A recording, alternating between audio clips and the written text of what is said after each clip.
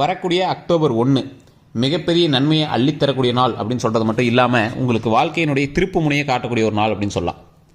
உடல் ரீதியாக உபாதைகளில் மாட்டிட்டு முழிச்சிட்டு இருக்கிற உங்களுக்கு இந்த காலகட்டம் உங்களுக்கு ஒரு நன்மையான காலகட்டம் அப்படின்னு சொல்லலாம்.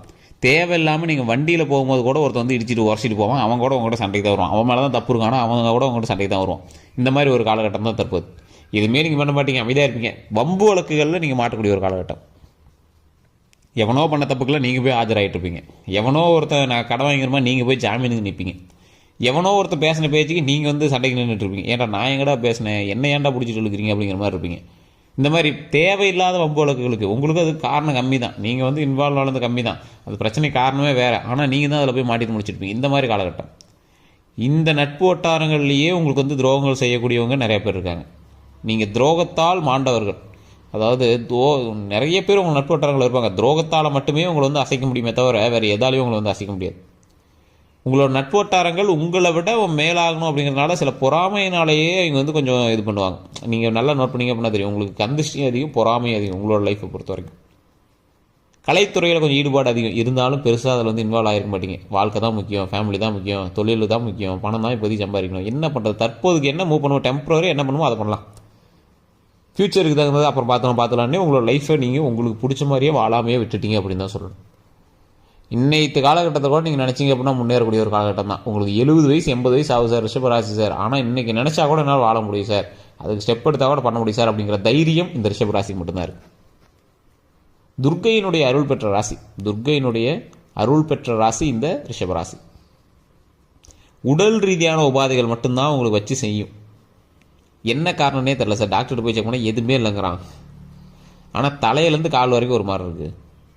குறிப்பிட்ட பார்ட்ஸ் கொஞ்சம் வலிக்கிற மாதிரி இருக்குது. அது சந்தேகம்னு போய் கேட்டால் அதெல்லாம் எதுவுமே இல்லை சார், நார்மலாக தான் இருக்குது, நீங்கள் போய் பாருங்கள், ஒன்றும் ப்ராப்ளம்லாம் இல்லை, நீங்கள் ரொம்ப பெருசாக வருத்திக்க தேவையில்லைங்கிறாங்க.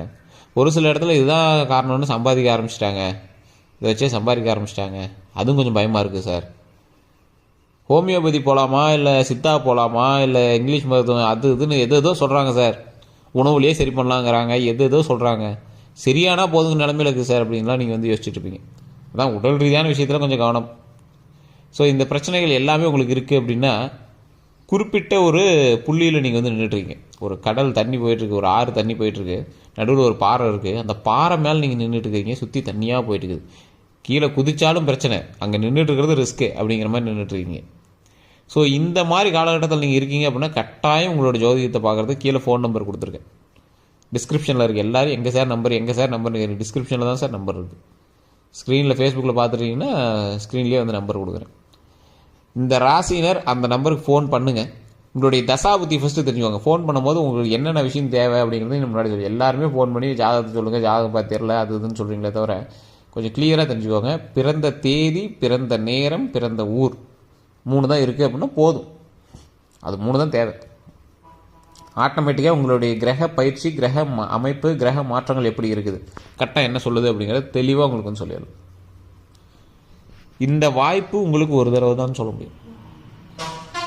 இந்த வெற்றிக்கான வாய்ப்பு உங்களுக்கு ஒரு தடவை தான். நாம் அடிக்கடி நீங்கள் எப்போ ஃபோன் பண்ணாலும் பிஸியாக இருந்துச்சு அப்படின்னா உங்களுக்கு வந்து காலில் எடுக்க மாட்டாங்க.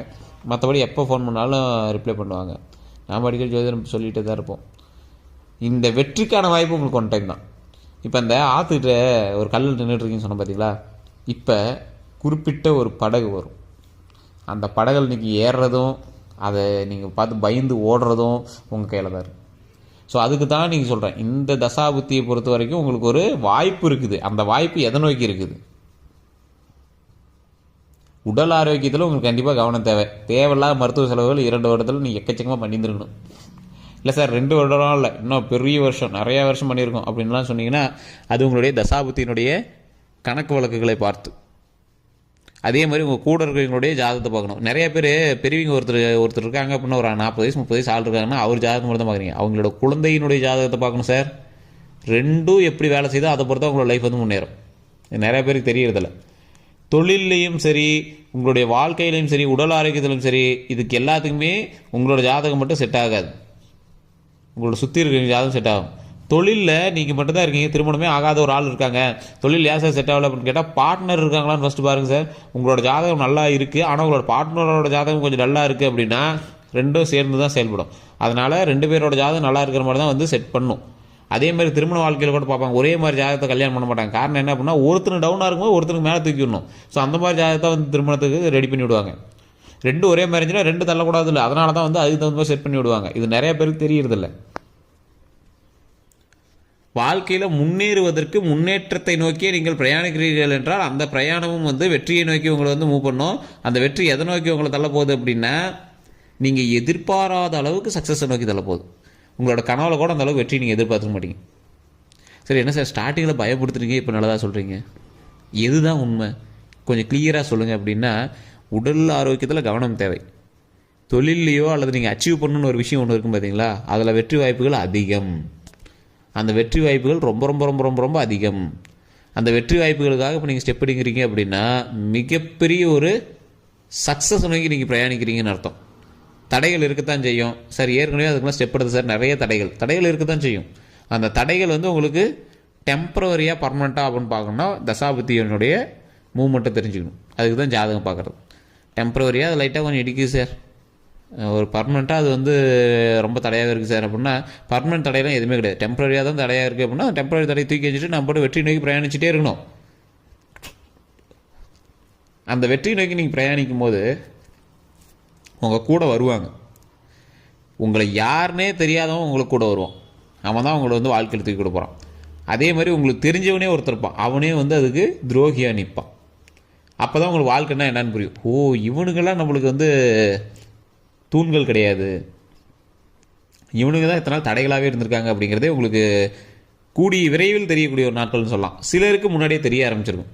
சார் நீங்கள் சொன்னது உண்மை தான். துரோகங்களை பற்றி தெரிந்து கொள்வதற்கு ரிஷபராசியை தவிர வேறு யாராலையும் கிடைக்கவே முடியாது. துரோகங்களை பற்றி ஈஸியாக கண்டுபிடிச்சிடலாம். சார் நீங்கள் என்ன சார் இப்போ சொல்கிறீங்க, நான்லாம் 10 வருஷத்துக்கு முன்னாடியே துரோகம்னா என்னென்னு பார்த்துட்டேன் சார். அவனுங்களாம் நம்பி நான் ரொம்ப இன்வால்வ் ஆனேன் சார். அவனுங்களாம் இப்படி பண்ணுவாங்கன்னு நான் எதிர்பார்க்கவே இல்லை சார். என்கிட்ட வாங்கி சாப்பிட்டான் சார், அத்தாண்ட போய் என்னை பற்றி திரும்பி பேசிட்டு போனான் சார். அவனா இன்றைக்கி வந்து ஏன் நல்ல மாதிரி பேசுகிறான் சார். அதே மாதிரி என்கிட்ட வாங்கிட்டு போனவன் அவன் இன்றைக்கி சேரில் உட்காந்து பேசுகிறான், நான் நின்றுட்டு பேசுகிற மாதிரி இருக்குது சார். என்ன பண்ணுறதுனே தெரியல சார். மறுபடியும் நான் சேரில் உட்காந்து பேசணும், அவன் நின்றுட்டு கேட்கணும் சார். அந்த மாதிரி நீங்கள் இருப்பீங்க. அந்த அளவுக்கு ஒரு முன்னேற்றத்தை உங்களோட வாழ்க்கையில், நம்மளுடைய வாழ்க்கையில் கடவுள் வந்து முன்னேற்றத்தை நமக்கு தருவார். நாம் சேரில் உட்காந்து பேசணும், அவன் நின்றுக்கிட்டு கை கட்டி கேட்கணும். அந்த மாதிரி நம்மளுக்கு துரோகம் பண்ணவரெல்லாம் சல்யூட் அடிக்கணும். சார் உங்களை போய் நான் சாதாரணமாக நினச்சிட்டேன் சார் அப்படின்னு நம்மளை பார்த்து சொல்லணும். இந்தளவுக்கு நீங்கள் வருவீங்கன்னு எனக்கு தெரியாது சார் அப்படின்னு சொல்லணும். வெற்றியை குமிக்கணும். அந்தளவுக்கு ஒரு காலகட்டம். எந்த தொழிலில் நீங்கள் பேக் அடித்து உங்களால் பண்ண முடியல, உங்களை வந்து கேலியாக பேசி இவன் எங்கடா பண்ண போகிறான், இவன் என்னடா செய்ய போகிறான்னு உங்களை கேலி பண்ணாங்களோ அந்த இடத்துல நீங்கள் சக்ஸஸ் ஆகி வெளியே வருவீங்க சார். அந்த இடத்துல சக்ஸஸ் ஆகி வெளியே இல்லை, மேலே அப்படியே பறந்து வருவீங்க. அப்படியே ஒரு கெத்தாக வந்து நிற்பீங்க. வண்டி வாகனம் வாங்காமல் இருக்கிறவங்க பொறுமையாக வெயிட் பண்ணியே வாங்குங்க. நல்ல ஒரு அருமையான வண்டியாக வாங்கக்கூடிய காலகட்டம். வெற்றியை நோக்கி நீங்கள் பிரயாணிக்கிறீங்க. இந்த காலகட்டம் கொஞ்சம் டல்லாக தான் இருக்கும். அந்த டல் டைம் முடிஞ்சு இந்த சக்ஸஸ்லாம் இப்போ வந்து எப்படி சொல்கிறது, ஒரு முள்ளு மேலே நடந்துட்டு இருக்கிறீங்க தங்க படிக்கட்டில் நடக்கிறதுக்காக. புரியுதா? சபரிமலை ஏறுற பயணம்னு நினச்சிவாங்க சார். கல்லு முள்ளையும் தாண்டி தான் 18 படியும் தங்க படிக்கட்டில் ஏறி தான் மேலே கோயிலுக்கு போக முடியும், சாமி பார்க்க முடியும். அந்த மாதிரி கல் முள்ளும் நடந்துட்டு இருக்கிறீங்க. பாதை தூரம் தான், ஆனால் அங்கே போய் தங்கத்தில் காலை வைக்க போகிறீங்க, தங்க படிக்கட்டில் காலை வச்சு மேலே ஐயனை பார்க்க போகிறீங்க, சபரிமலை ஐயனை பார்க்க போகிறீங்க. அந்த மாதிரி வச்சுக்கோங்க. அது எவ்வளோ பெரிய வெற்றி, எவ்வளோ பெரிய சாதனை, எவ்வளோ பெரிய சந்தோஷமானது, எவ்வளோ பெரிய வரம் வாங்கிட்டு வரதுக்கான ஒரு வழி. ஸோ அந்த மாதிரி ஒரு வழியில் தான் நீங்கள் வந்து பிரயாணம் பண்ணிட்டுருக்கீங்க. பொறுமையாக ஹேண்டில் பண்ணுங்கள், அவசரப்பட்டுறாதீங்க. எந்த இதுலேயும் அவசரப்பட்டுறாதீங்க, பொறுமையாக ஹேண்டில் பண்ணுங்கள். மிகப்பெரிய லட்சிய பாதையை நோக்கி பிரயாணிக்கிறவர்களும் நன்மை நடக்கக்கூடிய காலகட்டம். தோல் சம்மந்தப்பட்ட வியாதிகளில் கொஞ்சம் கவனமாக இருங்க. ரத்த ஓட்டம், இந்த நரம்பு, இந்த மாதிரி சம்மந்தத்தில் கொஞ்சம் ஜாக்கிரதையாக இருங்க. வெரிகோசில்னு சொல்லுவாங்க கால் சம்மந்தப்பட்ட விஷயத்தில், அந்த இடத்துலலாம் கொஞ்சம் கவனமாக இருந்துக்கணும். முன்னாடியே சொன்னதான், துரோகங்கள்கிட்ட கொஞ்சம் கவனமாக இருக்கும். நண்பர்கள் வட்டாரத்திலே நீங்கள் ரொம்ப கவனமாக இருக்கும். தேவையில்லாத சேர்க்கை வேண்டவே வேண்டாம். தேவையில்லாத மது பழக்கத்துக்கு கூப்பிடுவாங்க, குடிக்கிறதுக்கு கூப்பிடுவாங்க, ஏதோ ஒரு விஷயத்துக்கு கூப்பிட்றாங்கன்னா அந்த இது வேண்டவே வேண்டாம். அதான் உங்களுக்கு வளர்ச்சியை நோக்கி நீங்கள் போகும்போது உங்களை டைவெர்ட் பண்ணுறதுக்கு யாரோ ஒருத்தர் போகிறான். ஒரு படகு வருது, இந்த பக்கம் திமிங்கலம் வருது. படகை நம்பி போவீங்களா, திமிங்கலத்தை நம்பி போவீங்களா? ஸோ கொஞ்சம் பொறுமையாகவே ஹேண்டில் பண்ணுங்கள். எந்த விஷயம் செய்தாலும் தற்போது பொறுமை தான் உங்களுக்கு முக்கியம். ஏன்னா இப்போ நீங்கள் வந்து கல் முள்ளு நடந்துட்டு இருக்கீங்க, பக்கத்தில் சிங்கம் வரும், எது வேணாலும் வரும். அப்போ பொறுமையாக தான், காலுக்கும் பத்திரமா இருக்கணும், உடம்புக்கும் பத்திரமா தான் நீங்கள் போய் ஹேண்டில் பண்ணி ஆகணும்.